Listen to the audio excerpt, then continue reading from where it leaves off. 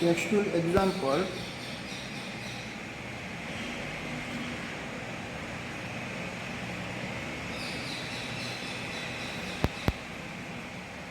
example number 7.1.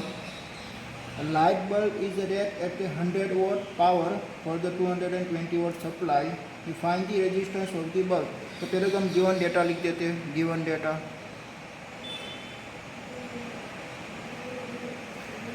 यहाँ पे आपको पावर दे रखा है P is equal to 100 volt and volt आपको दे रखा है 220 वोल्ट।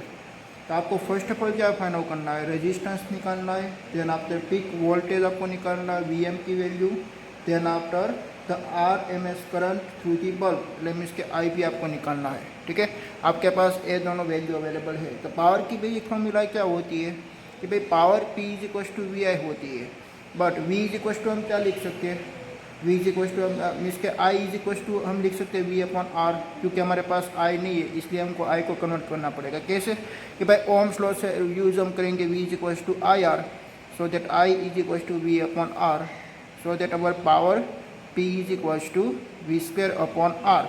हमको क्या निकालना है, रेजिस्टेंस निकालना है ना, तो R is equal to V square upon P. Okay, तो वी की यहाँ पे वैल्यू अवेलेबल है 220, तो उसका आपको स्क्वायर करना है, 220 का स्क्वायर अपॉन पावर आपको मिलेगा 100, so that your resistance is 484 ohm. Then पर आपको पीक वोल्टेज की वैल्यू फाइंड आउट करनी है। आपको जो वैल्यू दे रखी होगी ना वो एक आरएमएस की वैल्यू होगी। ठीक है, तो हमारा रिलेशनशिप क्या है, V R M S is equal to V M upon √2। हमको क्या फाइंड आउट करना है, पीक वैल्यू निकालनी है, so that V M is equal to हम क्या लिख सकते हैं, √2 वी आर एम एस लिख सकते हैं। ठीक है, ओके, तो √2 और वी आर एम एस की वैल्यू यहाँ पे दे रखी है 220, सो दैट उसका वैल्यू आएगी 311 वोल्ट। देन आफ्टर हमको लास्ट स्टेप में क्या निकालनी है, करंट निकालनी है। तो करंट आप कैसे निकालेंगे कि भाई आप ये फॉर्मूला का यूज़ करके आप करंट निकाल सकते हो कि भाई P is equal to we I, so that I is equal to P upon V, and P is equal to यहाँ पे दे रखा है 100 और V is equal to 220, so that 0.454 ampere.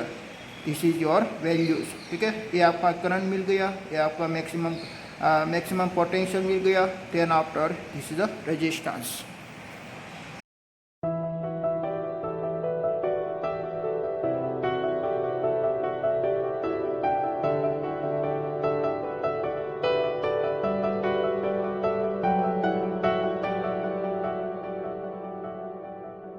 Example number 7.2. A pure inductor of 25 millihenry. Okay, तो आपको एक carat की वैल्यू दे रखी है 25 मिली का मीनिंग होता है 10⁻³ हेनरी। ठीक है, is connected to a source of 220 volt, find the inductive reactance and RMS current in the circuit. Okay, तो इसमें आपको कितना वोल्टेज दे रखा है, वोल्टेज आपको दे रखा है V is equal to 220 volt. Then after inductive reactance and RMS current in the circuit in the frequency of the source. Then after आपको फ्रीक्वेंसी भी दे रखी है, frequency V is equal to आपको दे रखा है 50 hertz.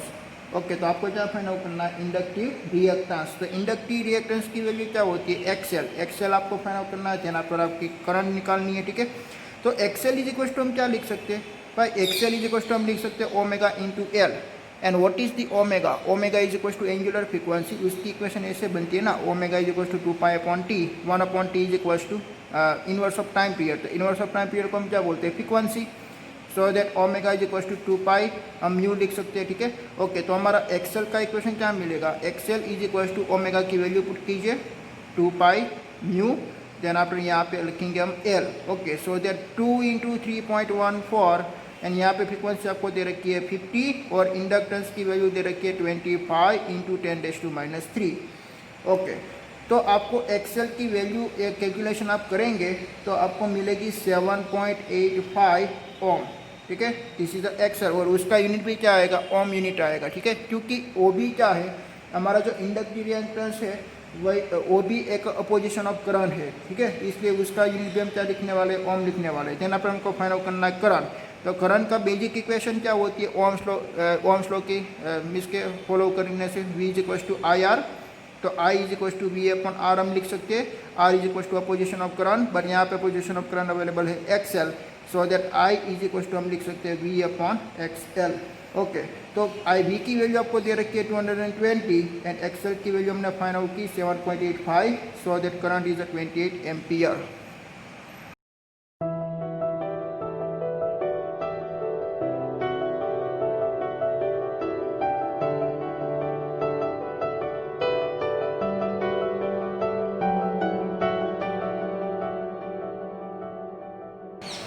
Textual example number 7.3. Lamp is connected in a series with a capacitor is a predicate observations to the DC and AC connection। हमको हमारे पास एक लैंप है और एक कैपेसिटर है, ठीक है। एक कैपेसिटर को आपको पहले के डीसी वोल्टेज से कनेक्ट करना है, डीसी वोल्टेज से कनेक्ट करना है, फिर एसी वोल्टेज से आपको कनेक्ट करना है। तो व्हाट हैपेंस इन इस case if the capacitance of the capacitor is reduce. Okay, तो फर्स्ट ऑफ ऑल हम क्या करते हैं, हम एक लैंप लगा देते हैं और एक कैपेसिटर लगा देते हैं, ठीक है। ऐसा हमने कैपेसिटर लगा दिया और यहाँ पे हमने एक लैंप भी लगा दिया, और यहाँ से हम देते हैं कि पहले एक डीसी सप्लाई इस positive and negative terminal, so that current is travelling to positive to negative, जैसे करंट का फ्लो होगा। बट पहले ए वाली केस में क्या होगा कि पहले ए वाली केस में कैपेसिटर क्या होने वाला है, चार्ज होने वाला है। तो कैपेसिटर चार्ज होगा तो हमारी सर्किट में करंट कितना फ्लो होगा, 0 फ्लो होगा। तो आपका जो इसके जो कैपेसिटर की जो वैल्यू आएगी, ओके, तो आपका लैंप इसका यहाँ पे ग्लो होने वाला है, नहीं होने वाला है, ठीक है। तो current does not flow in circuit and lamp will be not flow. Then आपका सेकंड केस देखिए, ये आपका था डीसी वाला। देन आपका एसी कनेक्शन देखिए कि भाई एसी में हमको क्या करना है, यहाँ से एसी सप्लाई कर देना है। ओके, तो एसी सप्लाई में कैपेसिटर के पास होते हैं capacity reactance XC is equal to 1/ω/c। यहाँ पे हमने इसके एक पोटेंशियल सप्लाई किया हुआ V is equal to V0 sin ω/t, उसके पास फ्रीक्वेंसी अवेलेबल है। So that frequency is a maximum, so that XC element is a decrease, और XC element is decrease, so that current is a increase. तो यहाँ पे current increase होगी और आपका लैंप ग्लो होने लगेगा, एक शाइनिंग होने लगेगा, ठीक है।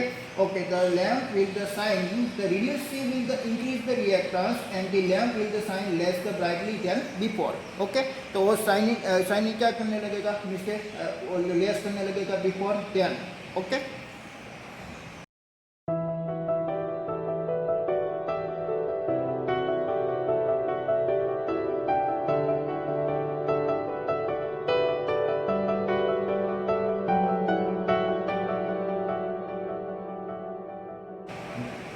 Textual example number 7.4. A 15 microfarad capacitor is connected to 220 volt supply, the 50 hertz source. We find the capacity reactance and current, RMS and peak value.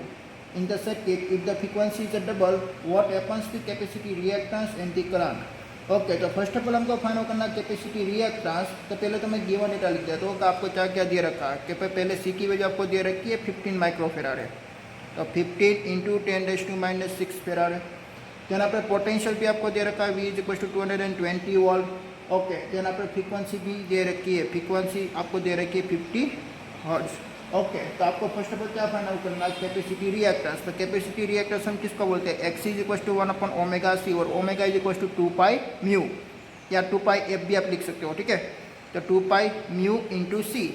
Okay, तो यहाँ पे मैं वैल्यू पुट कर देता हूँ, 2 इंटू 3.14, फ्रीक्वेंसी आपको दे रखी है 50 हर्ट्ज और सी की वैल्यू आपको दे रखी है 15 इंटू 10⁻⁶, सो दैट एक्सी की वैल्यू आपको फाइंड आउट होगी, एक्सी इज इक्वल टू 212 ओम, ठीक है। ओके, देन फिर आपको IRMS करंट फाइंड आउट करनी है। So IRMS current I is equal to हम क्या लिख सकते हैं, V अपॉन एक्सी हम लिख सकते हैं। V की वैल्यू हमारे पास अवेलेबल है 220 अपॉन 212 एक्सी की वैल्यू, सो दैट हमको करंट I मिलेगा 1.04 एम्पियर।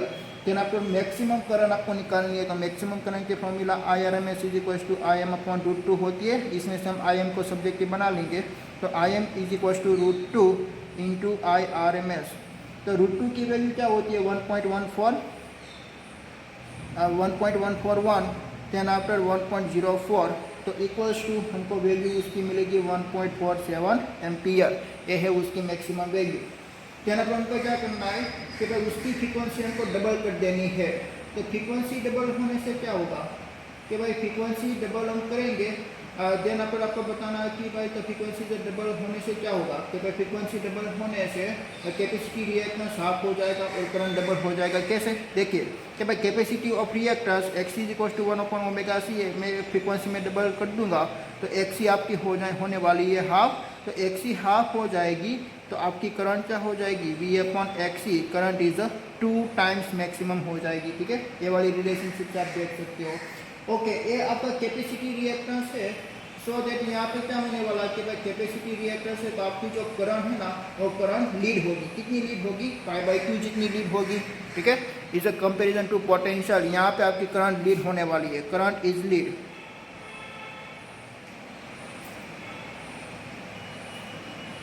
Bye phase